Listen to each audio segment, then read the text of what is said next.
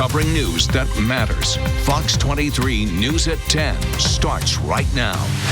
The Tulsa Glassblowing School is sorting out what's next after the National Endowment for the Arts withdrew grants from organizations across the country, including theirs. That comes after the Trump administration's proposed budget that was released Friday would cut the NEA altogether. Thanks for joining us. I'm Nathan Thompson. Shay is on assignment. Fox 23 weekend evening anchor Morgan Martin joins us live in the newsroom. Morgan, you talked to the nonprofit about how losing their grant will impact them. Yeah, Nathan, they tell me it's disheartening, but despite the cancellation of that grant, they say they'll find a way to cover the expenses that it helped with last year and hope to get answers as to why their mission wasn't in line with the Trump administration's priorities.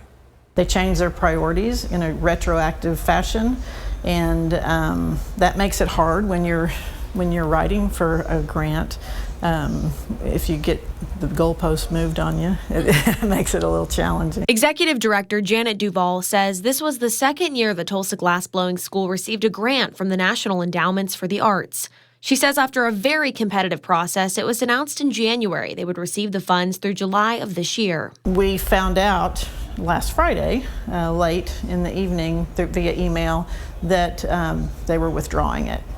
And that was the first that we had known about anything even happening in that arena. Duvall says the funds help to cover the expenses of their summer workshops and other programs at their location in McClure Park in East Tulsa. Certainly was one of those things that was super helpful for us because we do scholarship some of our veterans to attend that, and we will still do that. I mean, we will find a way to still do that because it is just such a vital part of that whole learning something new and then learning how to master it. She says the school was made aware the requirements could change for 2026, but didn't foresee a withdrawal of the 2025 funds. Not that we weren't going to meet the requirements, we didn't know what they were, but we were just advised that it's going to change and this is how, we'll let you know what that's going to look like.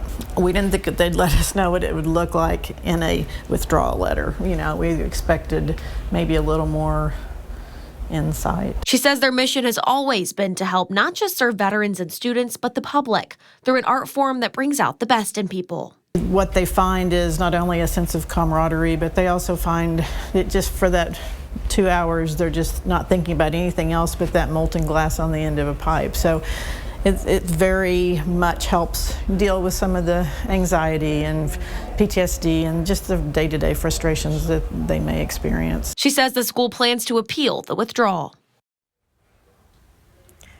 Now, Duvall says the school will submit their appeal by the 7-day deadline. That's this Friday. They say they hope it'll be looked at, but at this point, they're not sure what that process will look like. Live in the newsroom, covering news that matters, Morgan Martin, Fox 23 News. If you'd like to donate to the nonprofit or sign up to go to a class, you can find a link in this story on fox23.com.